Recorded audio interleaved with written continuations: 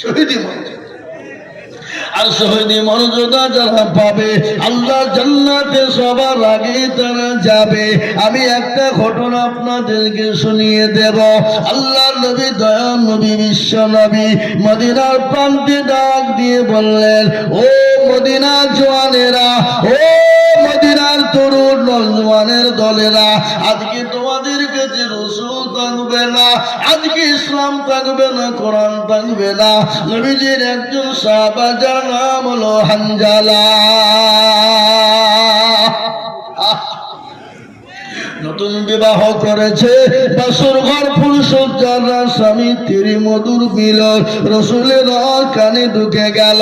হযরত হানজালা উলঙ্গ তরবারি খানা হাতে নিয়ে ইসলামের জন্য যাদের ময়দানে ছুটবেন, বিবি পেছন থেকে বলে, স্বামী গো আপনি যাবেন না?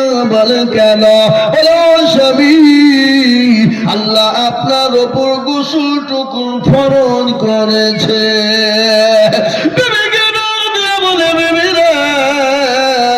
আমি কার জন্য গোসল করব যে নবী আমার দুনিয়া জমিনে থাকবে না, যে রাসূল দুনিয়ায় থাকবে না? ও বিবি, আমি কার জন্য গোসল করব? নবীর সাহাবারা আল্লাহ নবীকে কতটা ভালোবাসতেন। রাসূলুল্লাহর 650 সাহাবা ছিল, 6,500 সাহাবা ছিল। সব থেকে আর একজন সাহাবা ছিল যার নাম হলো হযরত বিলাল। বিলাল যখন মদিনার মুখে নবীজি দুনিয়া থেকে চলে গেলেন, হযরত বিলাল মদিনা ছেড়ে দিয়ে দামেস্কে সিরিয়াতে চলে গেলেন। রাসূলুল্লাহর মুখ দিয়ে যেটা বেরিয়েছে সেটা হাদিসে মুবারাকা, আর যেটা বলেছেন সেটা 100 সত্য। এখান থেকে যদি কেউ কিঞ্চিত পরিমাণ যদি ভুল প্রমাণ করতে চায়, ভুল প্রমাণ করে, যদি সন্দেহমূলক করে, সে মুসলমান থাকতে পারে না, মুসলমান হতে পারে না। আর আরেকটা কথা আপনাদেরকে শুনিয়ে দিই, পৃথিবীর জমিনে যত জাতি আছে, জাতি ধর্ম বর্ণ নির্বিশেষে, ডোম ডকল মুচি মেতর হিন্দু ইত্যাদি ইত্যাদি, কোন জাতির ভিতরে কোন ধর্মের ভিতরে মুনাফিক নেই। কিন্তু ইসলামের ভিতরে যারা মুসলমান আছে, মুসলমানদের ভিতরে মুনাফিক আছে। আছে না নাই? জোরে বলুন, কথা বলেন, কথা বলেন। কোন জাতির কিন্তু মুনাফিক নেই, কোন জাতির মধ্যে মুনাফিক পাবেন না। কেন? ওরা তো ডাইরেক্ট, ইনডাইরেক্ট নয়, ডাইরেক্ট। আর মুসলমানরা ইনডাইরেক্ট, কিন্তু আর ভিতরে কিন্তু মুসলমানদের ভিতরে মুনাফিক আছে। আছে না নাই? জোরে বলুন, আছে। কেন? আমি এটাও আপনাদেরকে শোনাবো। রাসূলুল্লাহ সাল্লাল্লাহু আলাইহি ওয়াসাল্লাম বলে গেলেন, যারা এই মজলিসে বসে গেল, আল্লাহ তাদের পেছনের গুনাহ খাতাগুলোকে ক্ষমা করে দিয়ে নিষ্পাপ নিষ্কলঙ্ক করে আল্লাহ তাদের পেছনের সমস্ত গুনাহকে মাফ করে দিল। বলুন আল্লাহুম্মা আমিন। আর এই মজলিসে যারা আসলো, যারা বসে গেল, তারা হলো ভাগ্যবান। আর যারা বসতে পারলো না, আসতে পারলো না, তারা হলো কপাল পোড়া। কি পোড়া? কপাল পোড়া। সুতরাং আমি বলবো, যারা এই মাইকের আওয়াজ শুনছেন, শুনতে পাচ্ছেন, দয়া করে মেহেরবানি করে বাজার ছেড়ে দিয়ে মজলিসে আসুন। বাজার তো প্রতিদিনই পাওয়া যাবে, যাবে না ভাই? কথা বলুন। এর দিকে একটু আগিয়ে গেলে হরিহার পাড়া, আর একটু ওই দিকে আগিয়ে গেলে দৌলতাবাদ বাজার, ঠিক না? ঠিক। সামনের দিকে আগিয়ে গেলে বড় শহর বহরমপুর। তাহলে আমরা প্রতিদিন বাজার নিচ্ছি, পাচ্ছি। তাহলে আজকের দিনটাতে বাবা ফুটপাতের জন্য ঘুরে বেড়াতে হবে? ফুটপাতে বাজার করে কারা? কারা? ওটা আমি আর বললাম না বাবা। সুতরাং ফুটপাত ছেড়ে দিয়ে ভালো জায়গায় আসুন। আজকে আমাদের দেশে জালসা মানেই তো মেলা, আর মেলা মানেই তো যুবক আর যুবতীদের খেলা। হ্যাঁ, ও তো নিজে যা ঘুরছে ঘুরছে, বন্ধুকে ফোন করে যাবে, সারা মামলা চলে গেল, তাড়াতাড়ি আইবে, আরাম কর। ও দেখছে অন্য যুবকে দেখছে, তার বাড়িতে বেটি নাই, তার মা নাই, তার বোন নাই। পরের মেয়ে যদি মাল হয় তো নিজের মেয়ে তো মাল হবে নাকি? বলে নিজের মাকে তো কেউ না কেউ মাল বলবে। দেখা দেখি চাষ আর দেখা দেখি বাস বাবা, কথায় আমরা এটা বাংলা বলি। তো সুতরাং আল্লাহ আমাদেরকে এতটাই ভালোবাসেন, কতটা, মা তার সন্তানকে যত না ভালোবাসেন তার লক্ষ কোটি কোটি কোটি গুণ ভালোবাসেন কে? আল্লাহ। অথচ আজকে মুসলমান আল্লাহ চিনে না, রসুল চিনে না, নবী চিনে না, দিন চিনে না, মসজিদ চিনে না, মাদ্রাসা চিনে না, মাকাতিব চিনে না, মার্কাজ চিনে না, খানকা চিনে না। আর এই না চিনার কারণেই আজকে মুসলমানদের জন্য বড় দুর্দিন, ঠিক না বেশি জোরে বলুন, বড় দুর্দিন না? আজকে মুসলমানদের ভিতরে এত অশান্তি, মুসলমানরা এত অশান্তির মধ্যে ভোগ করছে কেন? সেই দিন আমি পূর্ব মেদিনীপুরে জালসায় যাচ্ছিলাম, কোলাঘাট বলে একটা জায়গা আছে, সেখানে আমি বসেছি চায়ের দোকানে চা খাবো বলে। আমার ড্রাইভার রয়েছে, ড্রাইভারকে বললাম বসো এখানে একটু রেখলি, নিয়ে আবার যাবো। তো বসতেই একজন এসে আমাকে প্রশ্ন করছেন যে মৌলানা আমি একটা আপনাকে জিনিস জিজ্ঞাসা করব, আমি ভয়ে বলতে পারছি না, বলবো? অনুমতি দিলে বলবো। বলে এত বিনা অনুমতির কি আছে, তুমি তো জিজ্ঞাসা করে ফেলাচ্ছ, বলো। বলে আজকে গোটা ওয়ার্ল্ড, গোটা পৃথিবীর জমিনে সমস্ত জাতি ধর্ম একদিকে আর ওনলি ফর মুসলিমরা একদিকে, এবং মুসলমানদের ভিতরে এত অশান্তি কেন আর মুসলমানদের বিরোধী কেন? গোটা পৃথিবীর জমিনে যত ধর্ম আছে সমস্ত ধর্মের মানুষ মুসলমানদের বিরোধী কেন? ইসলাম বিরোধী কেন? কোরআন বিরোধী কেন? আমি তাকে বললাম যে সংক্ষিপ্ত বলবো না লম্বা করে বলবো? তো বলি না হুজুর আপনি সংক্ষিপ্ত আমাকে বলেন। আমি বললাম শোনো, আজকে বিশ্বের জমিনে মুসলমানদের শত্রু হওয়ার কারণ কি জানো? এই কোলাঘাটের বাজারে দুটো বিল্ডিং আছে, একটা হলো 5 তলা, কতলা? 5 তলা। আর আরেকটা পাশেই আছে 2 তলা। 2 তলা মানে কি? ওই ঘর 2 তলা, 3 টাল দিয়ে যেটা করে এরকম করে, ওরা কি বলে? 2 তলা বলে না? আপনারা কি বলেন? 2 তলা বলেন না? তো 2 তলা। তো ওই 2 তলা ঘরটাতে 30 কিলোমিটার সোনা আছে ঘরে রাখা। আর ওই 5 তলা বিল্ডিংটা পূর্ণ ফাঁকা, কিছু না, খালি বিল্ডিং এ আছে। তো বলো তো দেখি, চোর বা ডাকাত যারা হবে তারা চুরি করতে গেলে ওই 5 তলা ফাঁকা বিল্ডিং এ ঢুকবে না এই 2 তলা ঘরটাই যেখানে মাল আছে সেখানে ঢুকবে? কোন ঘরে ঢুকবে? মাল যে ঘর আছে, সোনা আছে, মানে ওখানে মাল আছে, তো ও দেখছে ওখানে গেলে আমার সাকসেসফুল, আমি পাগল হয়ে যাবো, বড়লোক হয়ে যাবো নাকি? তাহলে ও তো ফাঁকা ঘর যাবে না, তাহলে 2 তলা ঘর ঢুকবে। তো আমি তাকে উদাহরণ দিয়ে বললাম শোনো, বিশ্বের সমস্ত জাতি ধর্মের কাছে যেটা নাই সেটা মুসলমানদের কাছে আছে। এমন জিনিস মুসলমানদের কাছে আছে যে জিনিসটা কোনো জাতি এবং কোনো ধর্মের কাছে নাই। আর এই জন্য ওই ধর্ম ওই জিনিসটাকে কেড়ে নেওয়ার জন্যে, নষ্ট করার জন্যে, ওই জিনিসটাকে শেষ করে দেওয়ার জন্যে আজকে উঠে পড়ে লেগেছে গোটা বিশ্বের সমস্ত জাতি, সমস্ত ধর্ম। বলে হুজুর মুসলমানদের কাছে আবার কি জিনিস আছে গো যে গোটা বিশ্বের বেঈমানরা উঠে পড়ে লেগেছে শেষ করার লাগে? বলে পাগলা, এমন জিনিস মুসলমানদের কাছে আছে, গোটা পৃথিবীকে যদি একদিকে করা হয় আর ওই জিনিসটাকে যদি এক পাল্লায় রাখা হয় তো ওই জিনিসটা আকাশের দিকে উঠবে, তার পাল্লা ভারী হয়ে যাবে, আর গোটা পৃথিবীর পাল্লাটা অন্য দিকে নিচের দিকে নেমে যাবে। বলে হতো তাও তো বুঝতে পারলো না, কি জিনিস একটু বলেন। বুঝবো? তাহলে শোনো কি জিনিস আছে। কি জিনিস? বলে মুসলমানদের কাছে যে জিনিসটি আল্লাহ দিয়েছে ওই জিনিসটা গোটা পৃথিবীর কোনো জাতিকে দেয়নি এবং কিয়ামত পর্যন্ত দেবে না। আর ওই জিনিসটা মুসলমানদের কাছে যত দিন থাকবে, যত দিন আছে, ততদিন গোটা পৃথিবীর বেঈমানরা মুসলমানদের শত্রুতা করবে, ইসলামের বিরোধী করবে, মুসলমানদের বিরোধী করবে। হুজুর তাও বুঝেনি, এই খেপাকার কি দিয়ে বোঝাবো আমি? বলে তো মুসলমান না হিন্দু তাই বলাবে, ঠিক রে বল? বলে আমি মুসলমান। তাহলে শোন, জিনিসটা কি? বলে কি? বলে সে জিনিসটার নাম হলো কোরআনুল কারীম, যে জিনিসটার নাম হলো কোরআনুল হাকিম, যে জিনিসটার নাম হলো কোরআনুল মাজিদ, যে জিনিসটার নাম হলো কোরআনুল জিকির, যে জিনিসটার নাম হলো কোরআন শরীফ। আচ্ছা বলেন, এই কোরআন মুসলমানদের ছাড়া অন্য কোনো জাতির কাছে আছে? কথা কন না কেন? পৃথিবীর যে সমস্ত জাতি ধর্ম যত আছে প্রত্যেকটা ধর্মের লোকের কেতাব রয়েছে, কিন্তু কেতাবটা কে লিখেছে? দুনিয়ার কলিমুদ্দিন সলিমুদ্দিন লিখেছে। আর এই কোরআনের মালিক কে?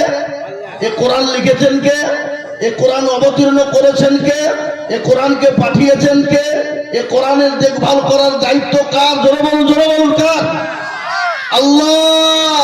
সুতরাং এ কোরআন মুসলমানদের কাছে যতদিন আছে বেঈমানরা মুসলমানদের বিরোধী করতে আছে, করবে। কিন্তু শুনে নাও, ইনশাল্লাহ চেষ্টা করলেও মুসলমানদেরকে শেষ করতে পারবে না যতদিন এই কোরআন মুসলমানদের কাছে আছে। বুঝে হুজুর, এতক্ষণ আগে বুঝতে পেরেছি, আর বুঝতে হবে না হুজুর, বুঝে ফেলেছি আমি আপনাদেরকে বলতে চাই, এলাকার মুসলমানেরা, এখানে আজকে হরিহারপাড়া দৌলতাবাদের থানার লোক দুটি আছে, আছে না? হ্যাঁ, এটা মিডিল পয়েন্ট তো, এদিকে দৌলতাবাদ, এদিকে হরিহারপাড়া, তাই না? আজকে দৌলতাবাদ হরিহারপাড়ার মানুষকে বলতে চাই,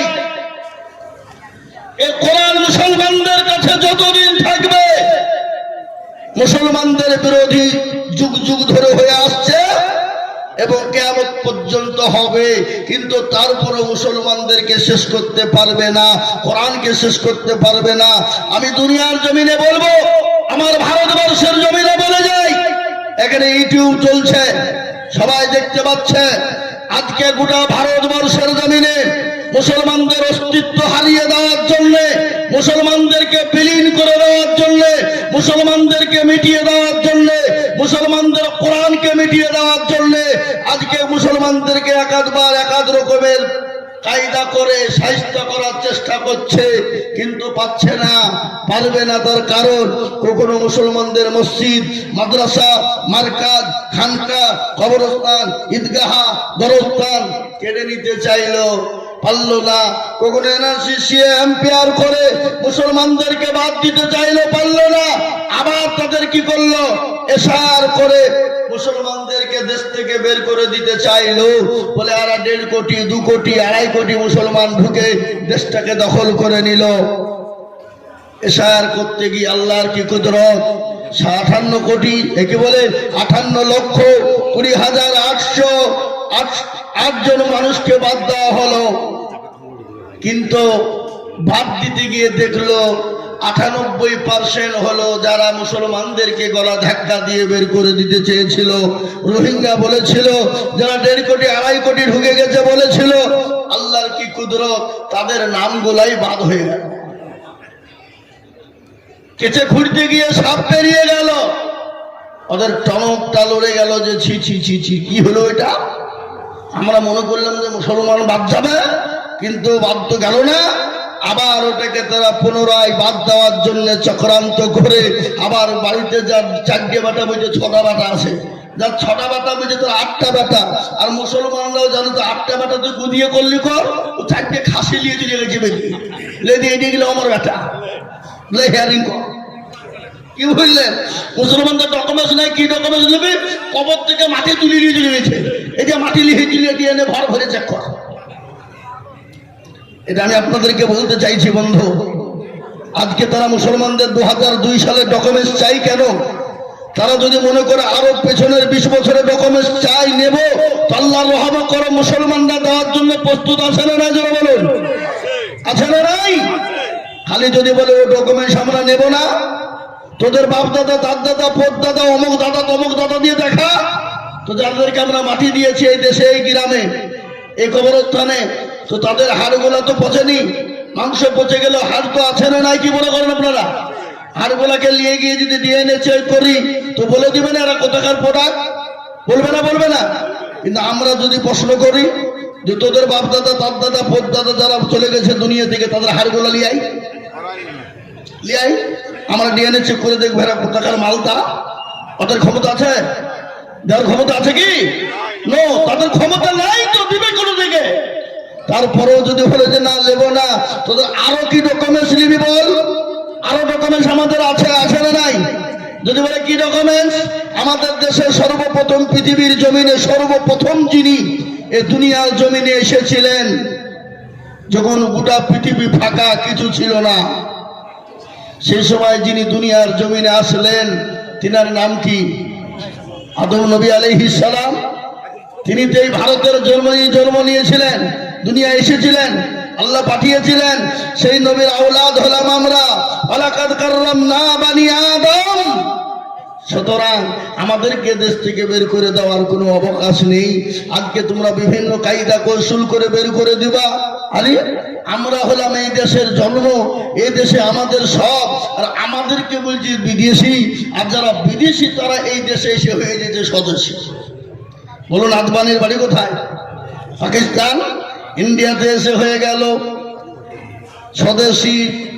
অটল বিহারীর বাড়ি হলো পাকিস্তান, ইন্ডিয়াতে এসে হয়ে গেল স্বদেশী। সোনিয়া গান্ধীর বাড়ি হলো ইটালি, দুনিয়া আপনার ইন্ডিয়াতে এসে হয়ে গেল স্বদেশী। বুদ্ধবাবু, জ্যোতিবাবু, বিমান বসুর বাড়ি হলো বাংলাদেশ, ভারতে এসে হয়ে গেল স্বদেশী। মিঠন বাবু, কুমার শানুর বাড়ি হলো বাংলাদেশ, ভারতে এসে হয়ে গেল স্বদেশী। প্রণব বাবু, অধীর বাবুর বাড়ি হলো বাংলাদেশ, ইন্ডিয়াতে এসে হয়ে গেল স্বদেশী। আর আমরা ইন্ডিয়াতে জন্ম নিয়ে আমরাই নাকি বিদেশি। সিংহটার ভিতরে আলো ঢুকলো কি করি বাবা? আলো ঢুকলো কি করে? আজকে তো কথা নয় দরদে মুসলমান, আজ তারা দেখছে মুসলমান দেশকে রাজত্ব করবে, মুসলমানদের দেশটাকে দিয়ে নেবে। আমি আজিজুল হক বলে দিয়ে গেলাম, ইনশাল্লাহ এটা 2025 চলছে, 26, আগামী 2030 থেকে 35 সালের ভিতরে ভারতবর্ষে মুসলমানদের প্রধানমন্ত্রী হবে ইনশাল্লাহ। হবে, ইনশাল্লাহ হবে। আজকে আমি বলবো, তোমরা যত রকমের কায়দা করো, কৌশল করো, যেরকম তোমরা ইচ্ছা করো, ইসলামকে মেটাবা, কোরআনকে মেটাবা না। ইসলামের মালিক দুনিয়ার কোন কলিমুদ্দিন সলিমুদ্দিন নয়, কোরআনের মালিক দুনিয়ার কোন কলিমুদ্দিন সলিমুদ্দিন নয়। কোরআনের মালিক হলেন আল্লাহ, ইসলামের মালিক হলেন আল্লাহ। ফেরাউন চেয়েছিল পারেনি, নমরুদ চেয়েছিল পারেনি, আবু জাহেল, আবু লাহাব, আবু সাহেব পারেনি। এই যুগের বেঈমানেরা হাজার চেষ্টা করলেও তারা কোনোদিন পারবে না। পারবে? যেমন পারবে, পারবে না। এ মুসলমান, আমরা তো সেই জাত। কোন জাত? যে জাত জীবনের কোনো মায়া করে না, যে জাত জীবনের পরোয়া করে না, যে জাত মরলে শহীদ, জিতলে গাজী।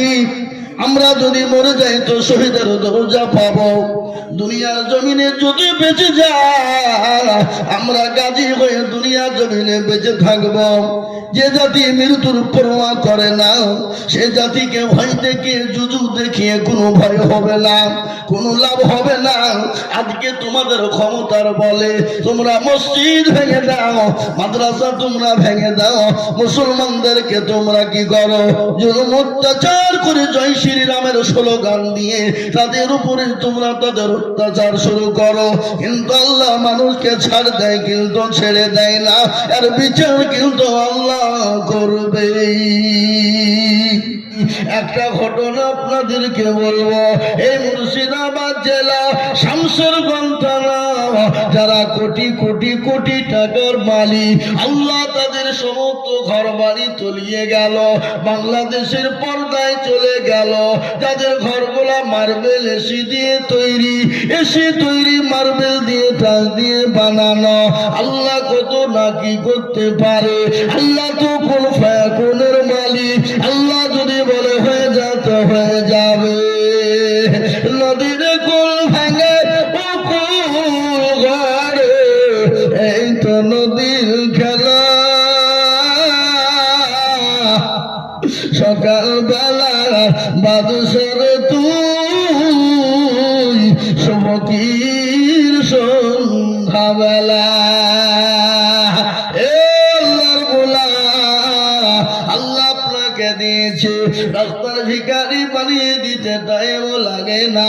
আপনি এখান থেকে বাড়ি যাবে, আপনার ছেলে মেয়ে বিবি বাচ্চাও যদি অসহায় হাজার হাজার টাকা চলে যাবে বাবা, কিন্তু নবী বললেন সাদাকু তারাদুল বালা,